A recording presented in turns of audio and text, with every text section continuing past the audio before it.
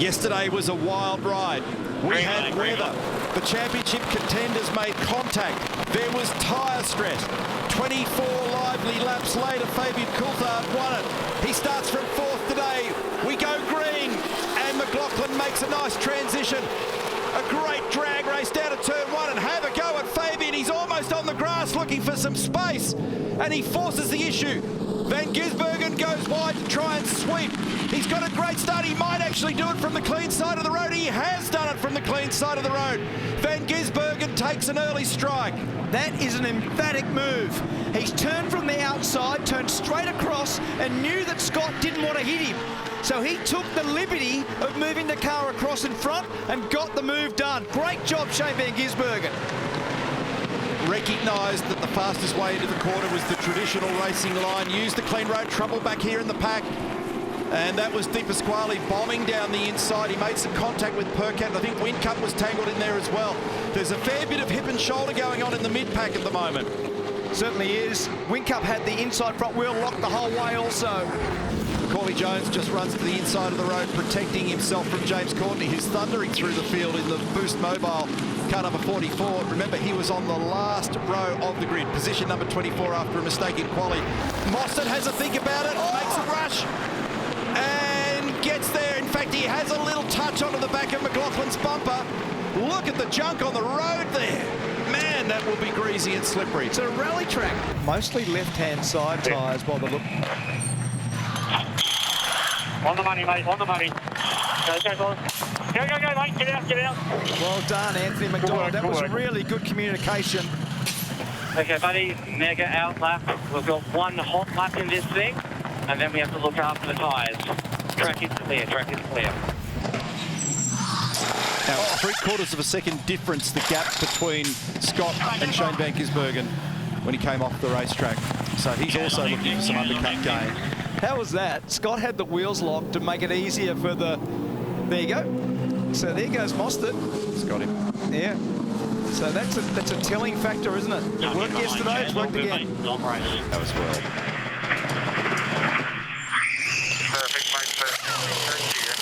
Oh, he missed it. Oh, yeah, a little problem with the right rear. No, there's what's going on here. Hasn't gone up. Car hasn't gone up. That's a disaster. What's going on there with the air spike? So the car didn't go up. Front cold, rear tyres warm. Come across, please, centre on the board.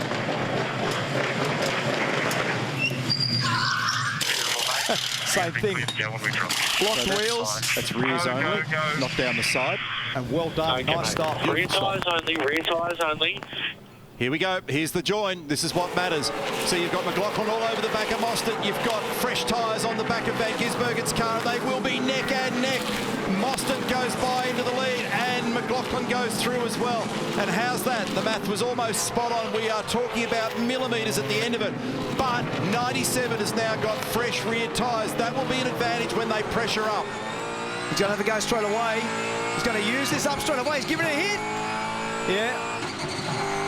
Man, that was close. That's fast. That's roughly at that He's point. having a dive mark. He's down the inside.